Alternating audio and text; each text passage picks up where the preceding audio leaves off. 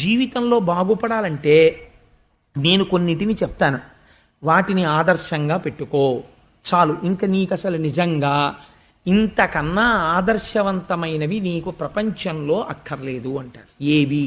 ఒకటి చీమ. చీమని నువ్వు ఆదర్శంగా తీసుకో. ఎలా?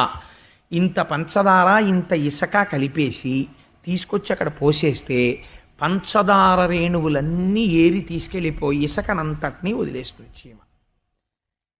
ఈ జగత్తులో సారవంతమైన విషయమును గ్రహించి అసారవంతమైన విషయమును విడిచిపెట్టడం నేర్చుకో. పదిలం చేసుకో లోపల. ఇది నేర్చుకో. 2, బాతులా బ్రతుకు. బాతు తెల్లగా ఉంటుంది. ఎక్కడుంటుంది? బురదలో ఉంటుంది. ఆ బాతు మీదకి బురద చుక్కొచ్చి పడుతుంది. వెంటనే మీరు ఎప్పుడైనా బాతుని చూడండి, చిత్రంగా ఉంటుంది అంటుంది, అనగానే టకటకటకలాడుతుంది శరీరం. ఆ బాతు మీద ఉన్న బురద చుక్క కిందకి జారిపోతుంది.